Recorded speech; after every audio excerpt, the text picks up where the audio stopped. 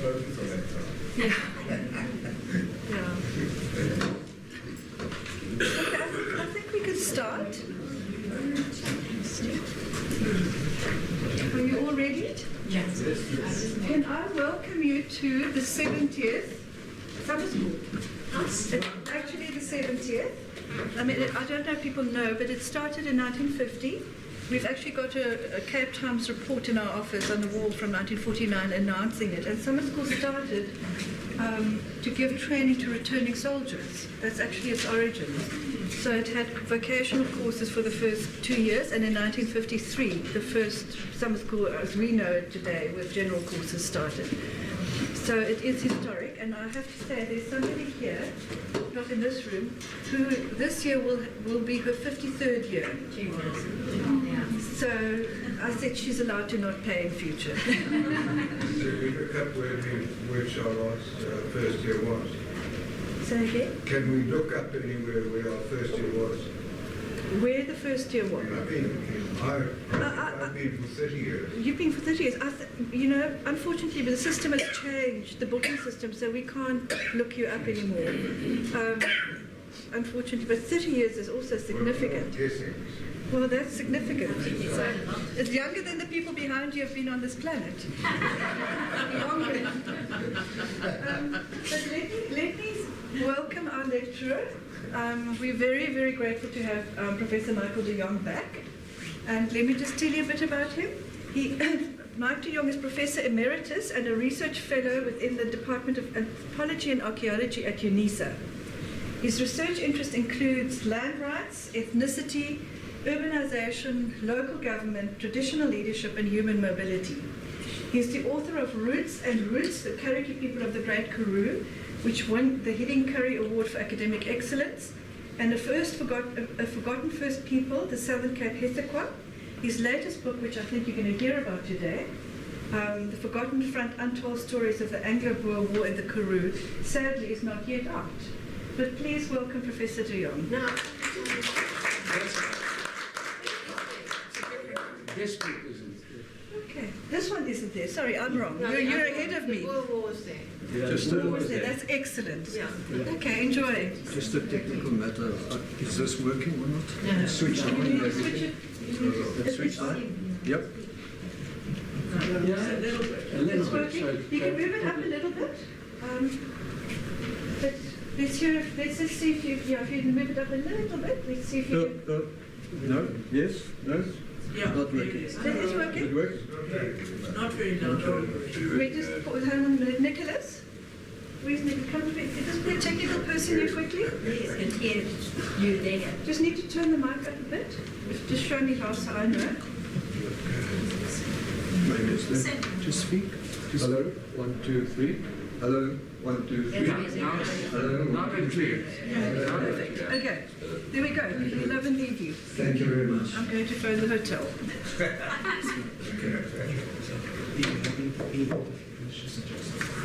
Yes. Okay. I've got that sorted. Okay. Just a correction. Well, usually I try to start with a much more dramatic note. But just a correction. We need to. The Untold Stories book. I'll be talking on Saturday in a lecture. More untold stories. As per last year, people were very interested. I think we had a 3-course lecture last year on that. And as far as this book is concerned, that's not the title of it. It's called Truly South African. And as you experience the next number of days, my experience of this person and these people expanded as I did more research, as I traveled around the country. Whereas I was only looking at and was only interested in one particular community, very remote and exclusive, I now found several such communities, and these people are all related, and they're all over South Africa. And in terms of my little CV that you heard, there are a list of things that I'm supposedly focusing on, like land rights, which is a applicable in this case, we'll get to that later in the week, mobility, etc. What is not listed in that CV is that I'm particularly interested in South Africa's forgotten people, invisible people, in fact.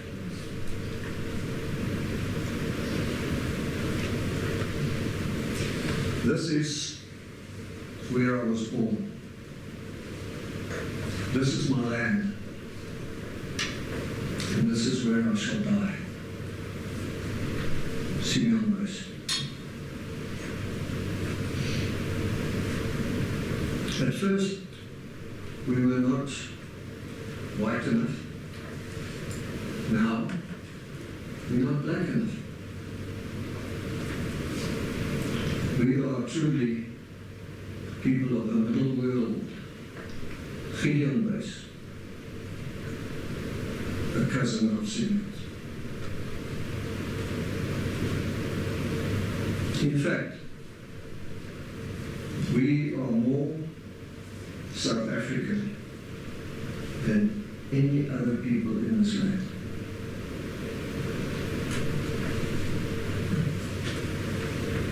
Our story begins about 332 years ago. But let me just focus on a particular individual at this stage. He was 7'2" in terms of the old kinds of measurements. In other words, a whole head, almost a foot taller than I am, and much more muscular, much broader than I will ever be. He would walk into a space like this with a lot of people around, without saying a word, and people would just fall silent. One writer describes this demeanor, uses the not often used English word anymore, mien. He had this kind of presence,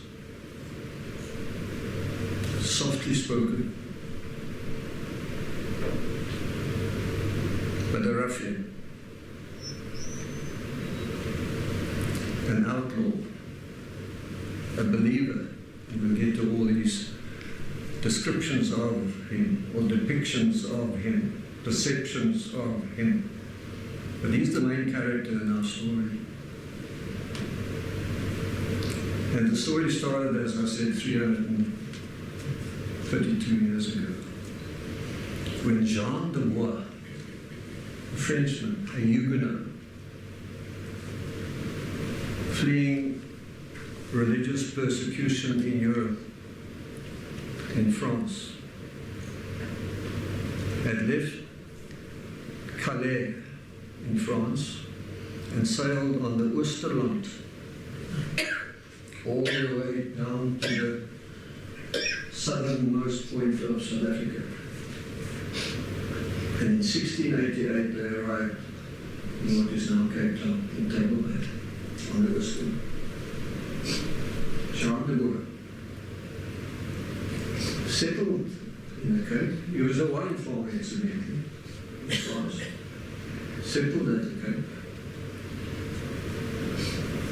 Received access to land and participated in the start of wine farming in this country. He married a French woman, also a Huguenot, who came out on the Oosterland. And they had several children. One was another Jongh de Buys, who married a local. Euphemistically, they used to refer to these females as femme de car, implying of mixed origin. Or maybe in my sort of world, khoi khoi, or properly pronounced this way, khoi khoi. Derogatory term in those days, Hottentot, of such descent. Now this is the third Jongh. Eventually became known as Jan, and Jongh de Buys. And they had numerous children. It's Jongh, the boy, ex-Boer twice, several sons. And one of those sons, now this is the great-grandson of the original Jongh de Boer. His name was Coenraad de Buys.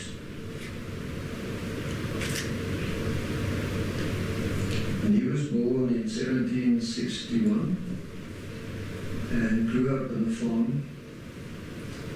I think it was called the Opkomst, near present-day Montagu. But let us progressively get into the story in a more systematic manner. The making of the basis. Now, I quoted Gideon, you can see him here. He's the person who said that we people are the known world. Now, in 1950 already, she was, and sometimes still called, a celebrated author, Sarah Gertrude Millen, wrote a book, and now please note the title, because we'll be getting back to these sorts of depictions or titles or references to these people. King of the Bastards, in 1950. And the foreword was written by Field Marshal Jan Smuts. Jannie Smuts. And this is what you have to say there. You can see there, the tragedy of colour, which is South Africa, stands revealed for all to see it. Now please remember, written in 1950, and I'm presenting it as is. The story is ostensibly the history and the origins of a very small coloured or half-breed community in South Africa, the Buys family in the northern Transvaal. Descendants of one white man, Coenraad Buys, and his harem of native women. But in reality, it's much more. It is in the first place the story of Coenraad Buys itself, and of his progress like a demagogue through the welter of 18th and 19th centuries. The confusion which reigned, in South Africa in those centuries. And in the second place, we get a picture of South African horror, such as has never been painted before. And it is painted around this gigantic figure, the gigantic figure of this Coenraad Buys. And yes, Gideon, at first we were not white enough, now we are not black enough. Now I've been traveling around, anthropology-wise, this is what I do. My interest is in people, and as I mentioned, one little item that needs to be added to my list of interest is to discover, if you like, forgotten people. I used finding there, fortuitously finding, for the alliteration's sake, I've got fortuitously finding forgotten South Africans. So I always imply West Africa. I've travelled from Pretoria, Tshwane nowadays, Greater Pretoria, northwards on the N1, and took the old road at one stage. Runs parallel to the N1 north to what used to be Pietersburg, is now Polokwane. And if you travel the 101, you go through Bella Bella, which used to be Walmart, or Warmbat, Bella Bella. And there I saw a little sign in the town of Bella Bella referring to some scrapyard or something. And it said Buys Court. And it rang a little bell. And I once, in fact, the very next year, this was in the 1990s, the very next year, travelled that road again, found this Buys Court, took some students with me, as you can see there, and eventually discovered that these bases also had a connection to this particular hill, just a couple of kilometers north of this town, Walmart, Valentine. To sort of get ahead of my own story, Several years after Coenraad and his brothers had settled in the northern parts of what is now Limpopo, and his sons Gabriel, Michael, and Doris as well. The middle son, no, it was the eldest, Gabriel, got into trouble with some of the local people, and he moved south.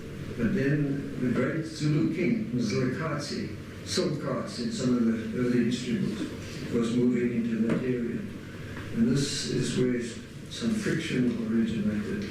And Gabriel and some of their families then moved and onto this Kop. And these indelible people, the Matabele, were all around the Kop, just waiting for them to come down so that they could then settle their differences, as it were. Now, they stayed at the top of this hill day after day, week after week, and never they were patient because they knew there was no water up there. But Gabriel and the others had these old leather bags of water, but they started running out of that as well, so they didn't know what to do. So Gabriel got all the men together behind the rock on top of this Buysdorp and asked the males to donate liquid to this bag, this particular one bag, until it was nice and full. There was no more drinking water. And then he went back and stood on the cliff over there and shouted down to the devil and said, "You can wait forever. We've got plenty of water." And he poured all that water, that liquid, not water, liquid out and said, "Look, we can stay here forever." So eventually the devil left. So Buysdorp, Jure found this fascinating connection while traveling north on that far one and the end one. Also past another hill, Matabele, used to be called Nailstrom. And this is where Mzilikazi had an event or two. That cliff, you can actually see it on the particular, over there, is where he used to put individuals who he thought were ill-disciplined or did something that he wasn't happy with, and that's where they had to jump to their death. And we actually still found skeletal remains at the bottom of that cliff. That's where he executed them off that cliff. And Matabele, the new name for Maelstrom, means where the ancestors feed. So that's a symbolic value for Mzilikazi as well. I climbed up there, crawled up there, led up there several times to go and look what was on. And local people, more traditional kinds, still sacrifice on top of that hill. You'll find money, notes, banknotes, 20, 50, 100 rand notes under stones, which they are now giving to the ancestors. Morning, all.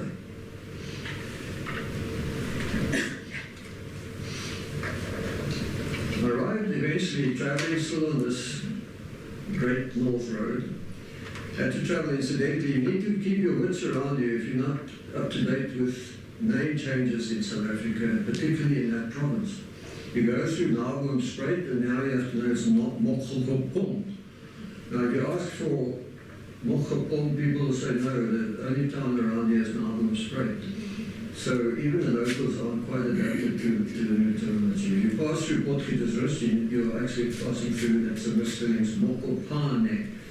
And then Petersburg, as most people know by now, is Polokwane. So I was traveling north, still, after Buysdorp, and heard from the locals in Polokwane that there is a concentration camp just outside town. And this fascinated me. I popped in there very quickly, and this is what I found.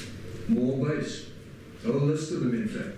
And we'll get back to this particular issue, and the British and the Boers in a later lecture this week.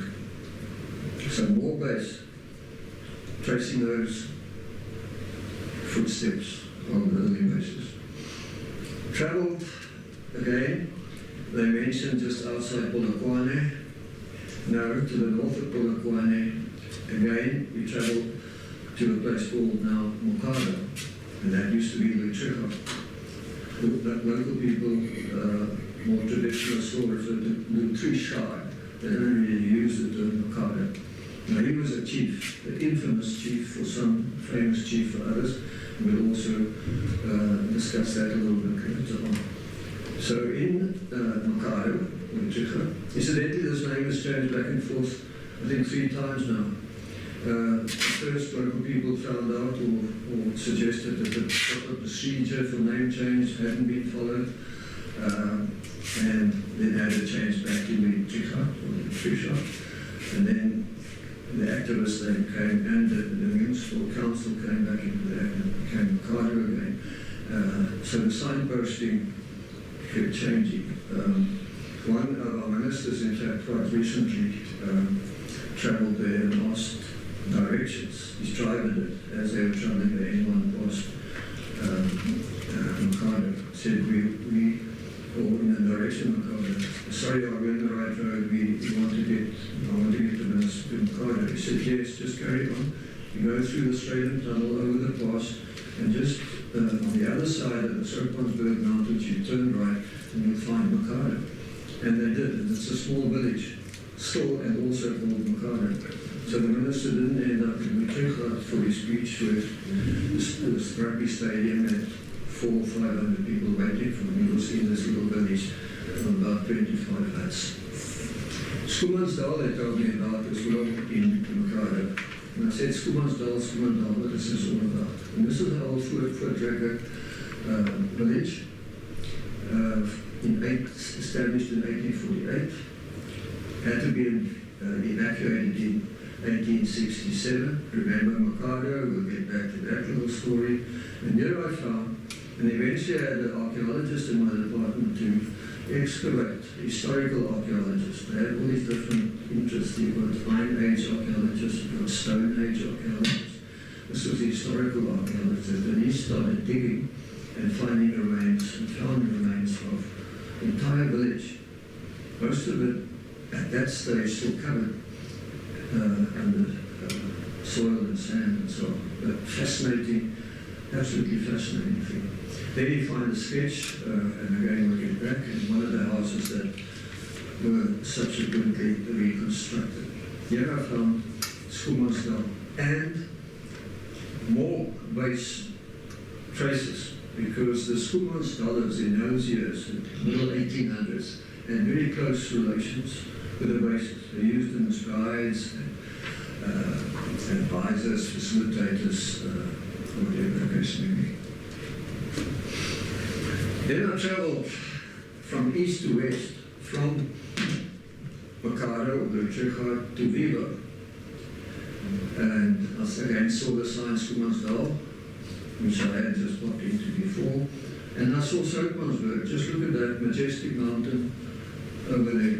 That's about, I think, 70 to 80 kilometers as you travel from east to west, from Montagu to Vivo.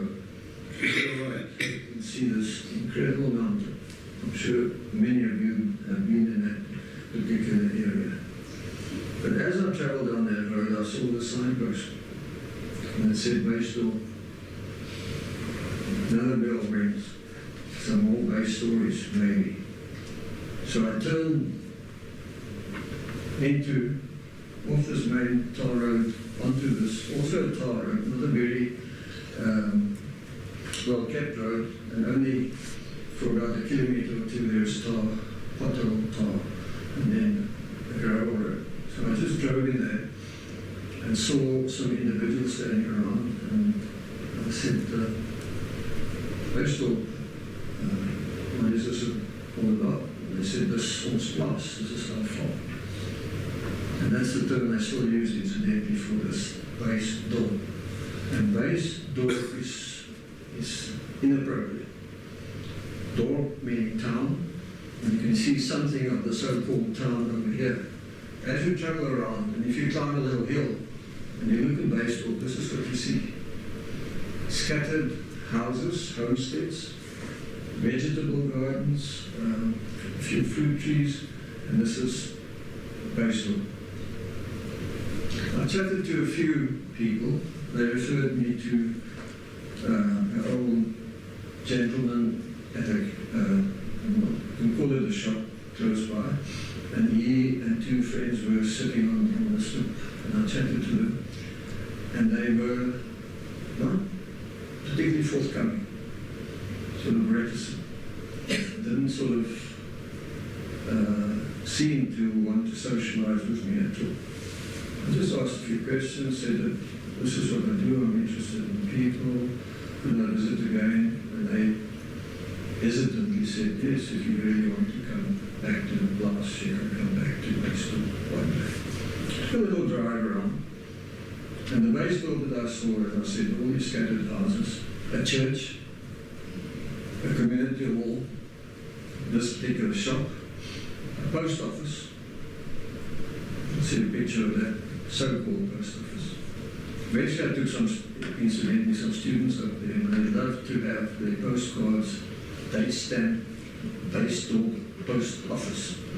But we had to be there on a Tuesday between 9 and 12. It was closed for the rest of the day.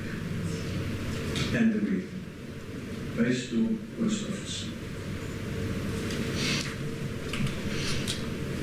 Now, yesterday I travelled on the N2, but didn't travel. Sat there bumper to bumper for an extra hour or two to get to Cape Town. All these Cape Townians, it seems, are coming home with caravans and all sorts of things, so it took a while. But I had travelled, I drove much more speedily before, and often I saw the sign just beyond Mossel Bay, before you get to Albertine on the right. I saw Herbersdale, Buysdorp. Incidentally, when I travelled past there yesterday, there was no Buysdorp being removed. So you can only see now Herbersdale. But I'd seen this Buysdorp during these years that I'm talking about, these 90s and early 2000s. And I thought about why Buysdorp, B-U-I, not B-U-I, Buysdorp. So one day, I said, I've got time. Turned down, over the railway line, gravel road, and this is before you cross the Coenraad de Buys, just before you turn down, gravel road, and very dilapidated on this gravel road, yet another sign, very dilapidated, saying Base Plus. And I turned down there. It's now sort of a single track road, winds all the way down to the Coenraad River. And I thought to myself, oh, there it is, just the road. The road carried along, this track carried along the river. So I drove along there. Saw two young men coming along the road, and I stopped and I said, hello, I'm Mike. I'm looking for Base Plus. I saw the sign up there. I said, this is it. I said, this is it. He says, yes, you just go over there and you'll see this is Base Plus. And I said, incidentally, first to the one and then I said, as you heard on Mike's, what is your name? Coenraad de Buys. So I thought I'm still getting a little bit of anthropological goose sorry. And so I turned the last corner and lo and behold, a settlement. You see this term, it's three settlements. Onderstad meaning the lower city or settlement in this case, a few scattered houses, and then there's a middle stad, slightly more elevated, and then right on top of the hill there's a Boerstad, the higher city, the highest city of the three. And this is just a sand, would be a stream that would be raining, running into the Coenraad River. So here I found the base settlement. And who started this one? Frederik Jacobus Buys, the son, the brother of Coenraad de Buys. And travelled as far as the Coenraad River and stopped there. He married a local, and eventually this community developed. We'll get back to that. Brother of Coenraad de Buys, on the Coenraad River. Then, some weeks ago, and this is what I just said to Malay, she asked me where the book was. And the book was ready to be published on the basis of Soutpansberg, the Coenraad de Buys settlement, base glass. Buysdorp, rather, not base glass. And then I started picking up on all these further traces of base settlements. I've been travelling around the R62 now. This is on the long kloof from Oudtshoorn, heading east towards UNISA. And I saw this signpost saying, Yen. And somebody had said, if ever you travel down there, just go down there and have a look. You'll be fascinated by what you find there. And there was this farmhouse, very indistinct. I've got a better picture as we get to that particular situation. Yen, built by Jongh de Buys, the uncle of Coenraad de Buys. And they settled there, and that was their farm. And I found that there were more such bases, cousins, brothers. Coenraad himself lived on one of those farms for a while before he moved on to his other adventures. And I traced some information about just this farmhouse for interest's sake. They say it's the best example still, or now, in South Africa of vernacular architecture, of truly South African architecture. Thick walls, wonderful plan for that time, look at the dates, and you'll have a look at it now. Now the making of the bases. Let's just have a closer look at this man, Coenraad de Buys, described by many in different ways. A ruffian, utterly devoid of morality, a giant of great physical strength, considerable ability, eloquent, energetic, and a popular leader of other wandering rebels in exile. Coenraad de Buys deserves a past reference. Maybe that is what I'm trying to do. As I said, it all started.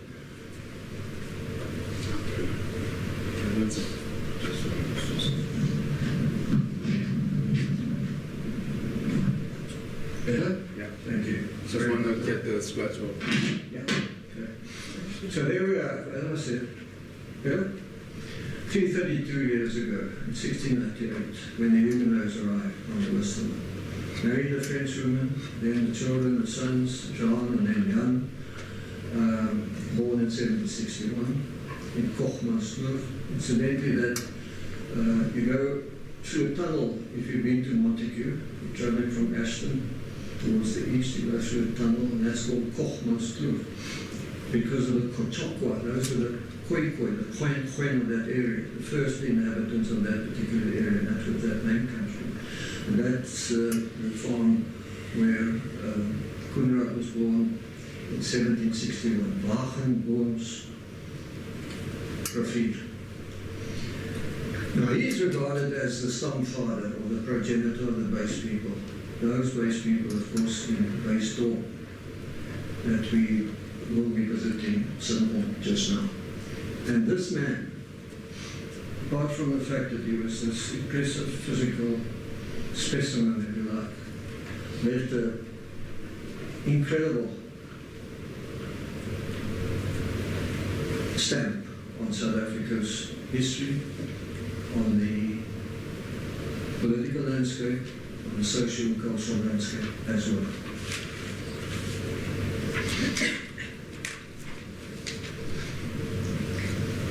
All the sources that, incidentally, when I started working on this particular topic, I consulted with some historians and others, and they said there's nothing available, nothing's ever been written about Coenraad de Buys or the bases at all. Now, if you want to count these terms or these depictions of it, these come from different sources that I found. That many sources. Now let's just have a look. Just have a look at these terms and the contradictions there. And it really says so much in a strange sort of way about this individual. Philanderer, adventurer, desperado, Hercules, confidante, father, pioneer, outlaw, revolutionary, believer, cattle rustler, frontiersman, outcast, patriarch, mediator, farmer, advisor, troublemaker, elephant hunter, scoundrel, tribal chief, vagabond, gentle giant. Could this all be in one package, one human being? Now, I went back to my old history books. I never studied history because of my teacher at school, and eventually I tried to go to university because of my lecture at university. But I read independently, became fascinated with history. And all of those school books and all of those university books and other sources, I battled to find anything on Coenraad de Buys. Why? He was written out of our history. Why? Because he was a true rainbow man. It's not fashionable anymore, but if we still a rainbow nation, he was the rainbow man. He cohabited with, had children by, even formerly married some women from a diversity of South African communities, almost representative of South Africa's diverse population. Long before his time, in terms of what I think this country is still trying to do, in terms of interpersonal, intercommunity, interracial relations. Written out of our history. Yet I found a lot of these references to it, but never put into school books or most university books. There, Coenraad de Buys. There I said it. He eventually moved further east, and we'll follow his track a little bit. Also became involved with Chief Mzilikazi, the Xhosa, his mother, was his wife, if you like, in terms of that particular situation. Also the sister of indelible King Mzilikazi, became known as Elizabeth. And this latter union is the important one in the sense of Gabriel, Michael, and Doris, those three sons that I mentioned before, and several other children were born from that union. And they were the ones who eventually settled permanently up in the Soutpansberg. The second eldest son, Michael, became that leader of that Soutpansberg community, and he was the one that led a delegation. Now this is, remember 1688? 1888, he led a delegation down to Pretoria, President Paul Kruger, asking, requesting land from the President.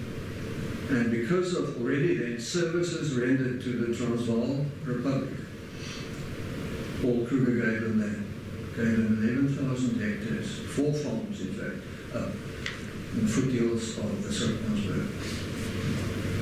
And thereby hangs a tale. Later this week we'll also look at land rights and land claims in that particular area, and also with reference to Buysdorp, those 11,000 hectares specifically.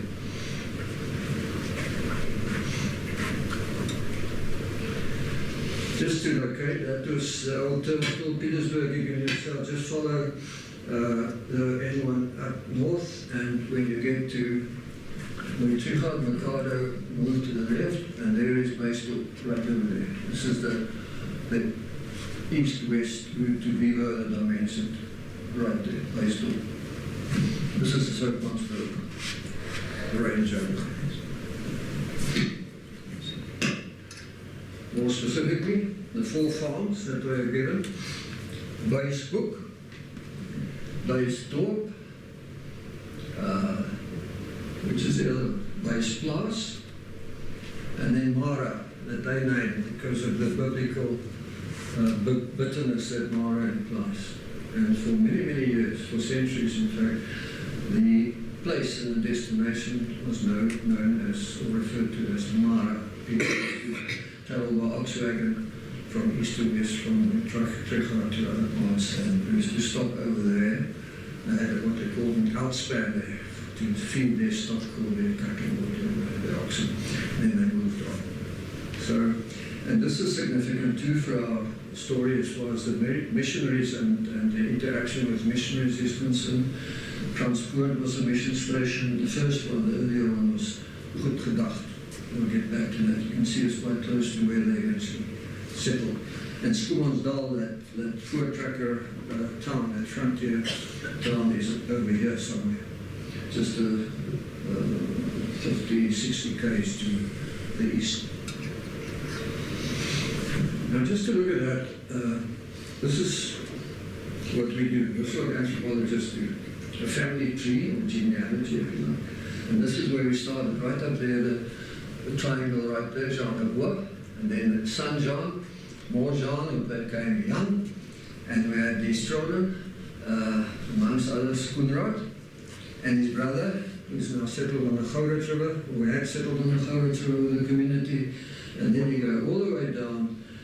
Incidentally, these diagrams, these genealogical diagrams are, I think, never complete, but I've pursued this over more than 20 years, and if I had to give you the complete one that I might have, with the addition of base blast, with the addition of those bases in the long kloof, we'll probably go halfway around this room, and I'm not exaggerating, probably go halfway around this room, and have to go about 2 stories down to all the descendants as well. So it's a useful tool, and I've been collaborating, and we'll talk about a little bit about that. I've been collaborating with geneticists, with DNA.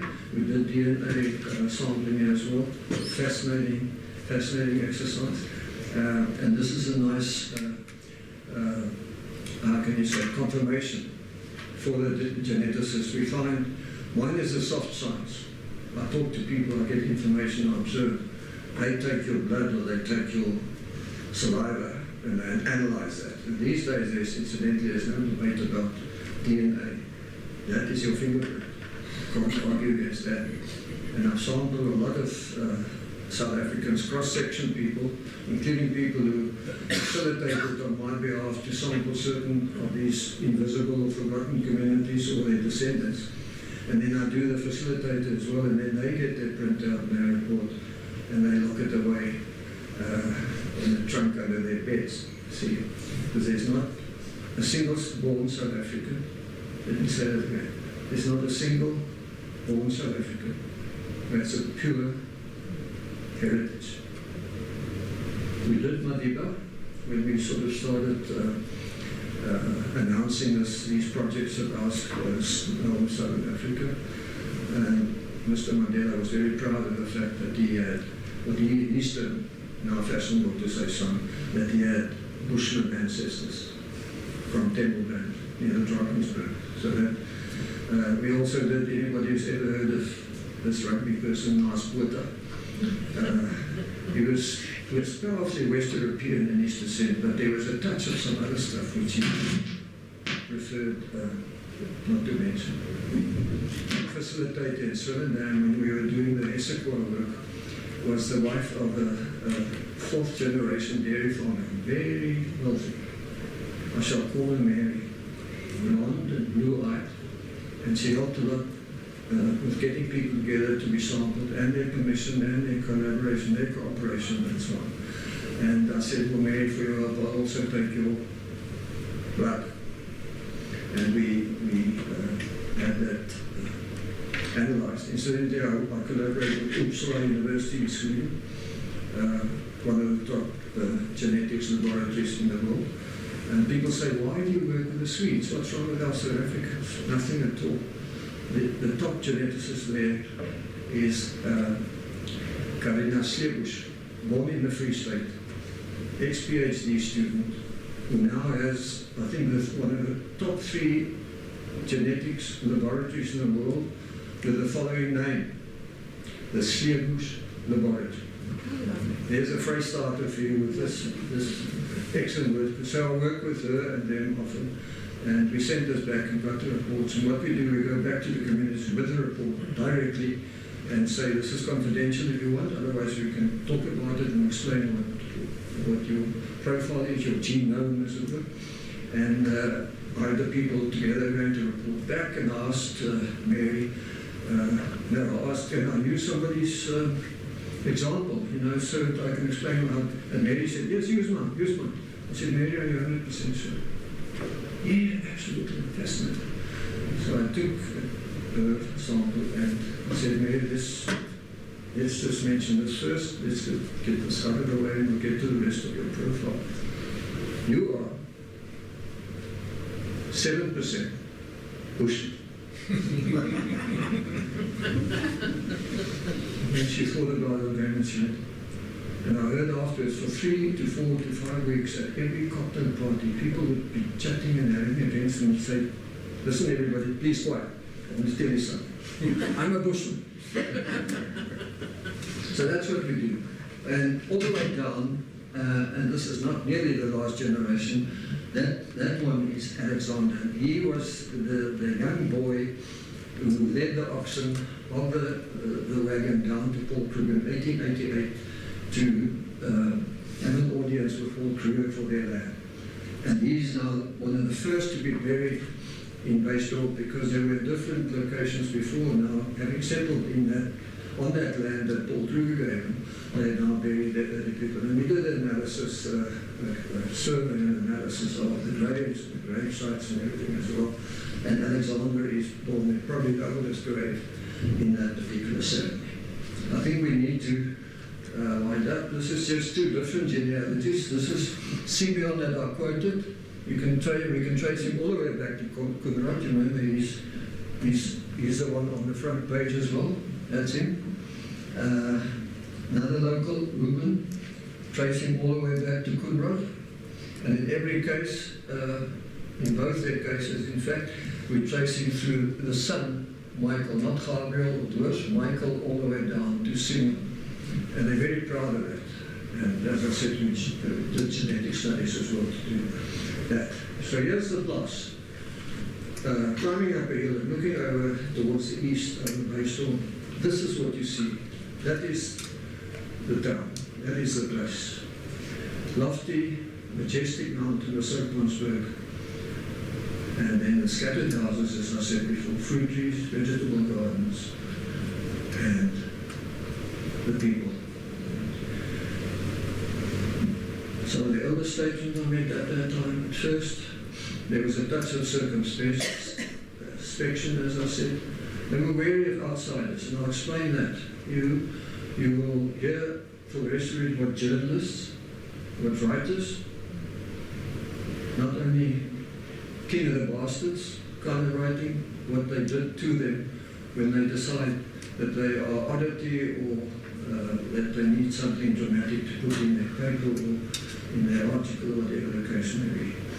So they have always been wary, and for many, many years they wouldn't even allow any outsiders into their town. Now remember, that's private property, that town. And the whole land rights issue revolves around that fact too. And they call it de place, the farm, with reason.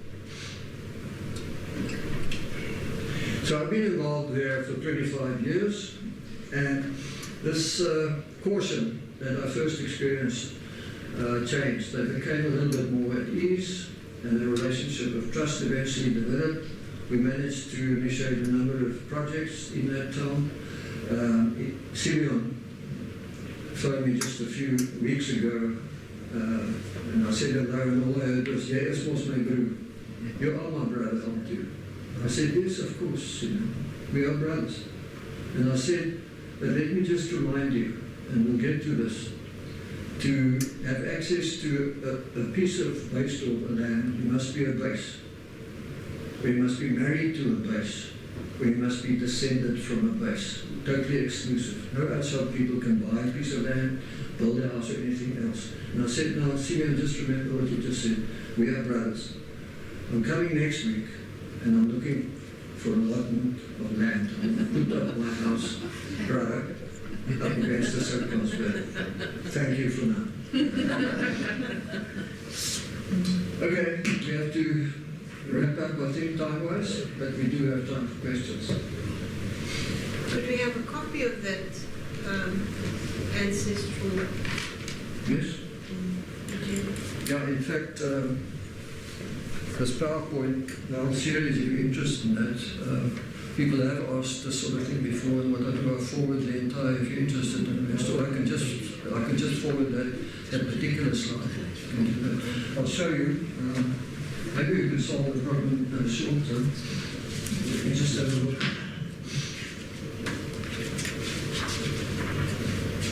Not a problem request. See, I've got a hard copy of that as well. This one's got 1 or 2 corrections, but what we could do, if I have a facility, you could just make a copy of 3 or 5, 10. It's all in colour, and so if you're interested, I can ask if people whether it's possible. We are together. Bad news, I'm here tomorrow and the next day and Friday again for the rest of the week, so you can't get rid of me, and I'll have this week. How does the community sustain itself? Are they farming, just farming, or will you come to that? No, we'll come to that, but the important question at this stage, from the Soutpansberg, for as long as they remember, and what they told me over many years, there are 2 fountains, and drought or no drought, there was always water coming out. They had furrows down, eventually just earthen furrows, and eventually cement, eventually properly articulated with pipes and stuff. So they could do vegetable gardening for profit, and they used to sell in Mzilikazi eventually. Certainly they were self-sufficient for all those years, until recently. Now the drought in that area is also such that even the fountains aren't a reliable source of water anymore.